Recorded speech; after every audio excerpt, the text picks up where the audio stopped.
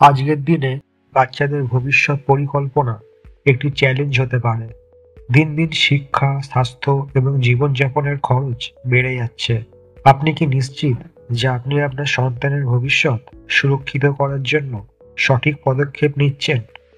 Budgeting আপনার পরিবার এবং সন্তানের জীবনে স্থিতিশীলতা আনতে পারে। আজকের ভিডিওতে আমরা 10টি গুরুত্বপূর্ণ বাজেটিং টিপস এবং কৌশল নিয়ে আলোচনা করব, যা আপনার বাচ্চাদের জন্য একটি সুন্দর ভবিষ্যৎ তৈরি করতে সাহায্য করবে। ভিডিওটা পুরোটা দেখুন এবং একসঙ্গে শেখা শুরু করি। প্রথমেই চলুন বুঝে নিই বাজেটিং কেন এত গুরুত্বপূর্ণ। নাম্বার 1, বাড়তি খরচ কমানোর জন্য। অনেক সময় আমরা অপ্রয়োজনীয় খরচে অর্থ নষ্ট করি। বাজেট থাকলে আপনি কোথায় কমিয়ে রাখতে পারবেন তা সহজেই বোঝা যায়। নাম্বার 2, শিক্ষার জন্য সঞ্চয়। প্রতি বছর শিক্ষা খরচ বাড়ছে। সঠিক পরিকল্পনা ছাড়া উচ্চশিক্ষার জন্য টাকা জোগাড় করা কঠিন হতে পারে। নাম্বার 3, জরুরি মুহূর্তের জন্য প্রস্তুতি। বাজেটিং আপনাকে জরুরি সময় সাহায্য করার জন্য একটি ফান্ড তৈরি করতে সাহায্য করে। নাম্বার 4, লং টার্ম লক্ষ্য পূরণ। আপনার বাচ্চার ভবিষ্যতের জন্য লং টার্ম লক্ষ্য নির্ধারণ করতে পারবেন এবং তা সঠিক সময় পূরণ করতে পারবেন। এখন কথা বলি কিভাবে সঠিকভাবে বাজেট তৈরি করবেন। ধাপ 1, আপনার আয় তালিকা তৈরি করুন। আপনার মাসিক আয়ের পুরো একটি চিত্র তৈরি করুন। আয়ের উৎসস্থল নির্ধারণ করুন, যেমন চাকরি, ব্যবসা বা অন্য কোনো উৎস। ধাপ 2, বাচ্চার খরচের তালিকা তৈরি করুন। স্কুল ফি, টিউশন ফি, বই এবং স্টেশনারি খরচ, চিকিৎসার খরচ, দৈনন্দিন চাহিদার খরচ, যেমন পোশাক, খাবার ইত্যাদি।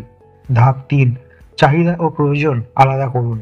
যেমন খেলনা বা বিলাসবহুল জিনিস কেনার আগে ভাবুন এটি আসলেই প্রয়োজনীয় কিনা। ধাপ 4, একটি মাসিক বাজেট সেট করুন। আয় 20% সঞ্চয়ের জন্য রাখুন। 50% প্রয়োজনীয় খরচের জন্য ব্যবহার করুন। 30% বাচ্চার অতিরিক্ত চাহিদার জন্য ব্যবহার করুন। ধাপ 5, প্রযুক্তি ব্যবহার করুন। বিভিন্ন বাজেটিং অ্যাপ যেমন মানি ম্যানেজার বা এক্সপেন্স ট্র্যাকার ব্যবহার করুন। সঞ্চয় শুধু আর্থিক স্থিতি আনবে না, বরং এটি আপনাকে চাপ মুক্ত রাখবে। 1, স্বাস্থ্য বীমা। একটি পারিবারিক স্বাস্থ্য বীমা প্ল্যান করুন। এটি বাচ্চাদের স্বাস্থ্য খরচ কমাতে সাহায্য করবে। 2, শিক্ষার জন্য ফান্ড। একটি এসআইপি বা মিউচুয়াল ফান্ড শুরু করুন, যা লং টার্ম সঞ্চয় তৈরি করবে।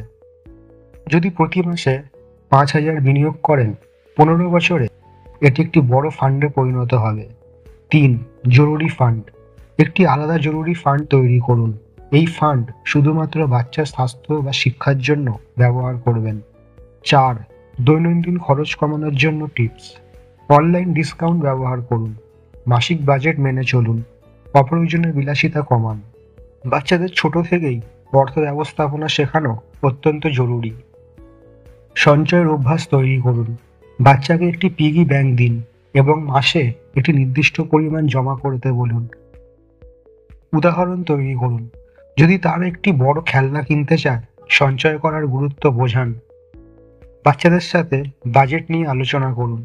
তাদের বলে দিন কত টাকা কোন কোন কাজে ব্যয় করা হবে। পুরস্কারের ব্যবস্থা রাখুন। সঞ্চয় করার জন্য বাচ্চাদের ছোট পুরস্কার দিন, যা তাদের উৎসাহিত করবে। লং টার্ম প্ল্যানিং আপনার বাচ্চার ভবিষ্যৎ সুরক্ষিত করার একটি সেরা উপায়। পিপিএফ, এটি একটি সুরক্ষিত এবং ট্যাক্সমুক্ত বিনিয়োগের অপশন। মিউচুয়াল ফান্ড, দীর্ঘমেয়াদে উচ্চ রিটার্নের জন্য এসআইপি শুরু করুন। এডুকেশন প্ল্যান, বিভিন্ন ব্যাংক এবং বীমা কোম্পানি শিক্ষা পরিকল্পনা অফার করে, যা উচ্চশিক্ষার খরচ মেটাতে সাহায্য করে। ফিক্সড ডিপোজিট, নিরাপদ বিনিয়োগের জন্য ফিক্সড ডিপোজিট ব্যবহার করতে পারেন। আপনার সন্তান আপনার জীবনের সবচেয়ে বড় দায়িত্ব। সঠিক পরিকল্পনা এবং বাজেটিং আপনার সন্তানকে কেবল একটি সুন্দর ভবিষ্যৎ দেবে না, বরং আপনাকেও দেবে মানসিক শান্তি। আজকের ভিডিও থেকে যদি কোনো টিপস কাজে লাগে তাহলে লাইক দিন এবং শেয়ার করুন, এবং হ্যাঁ, আমাদের চ্যানেল সাবস্ক্রাইব করতে ভুলবেন না। ধন্যবাদ এবং দেখা হবে পরবর্তী ভিডিওতে।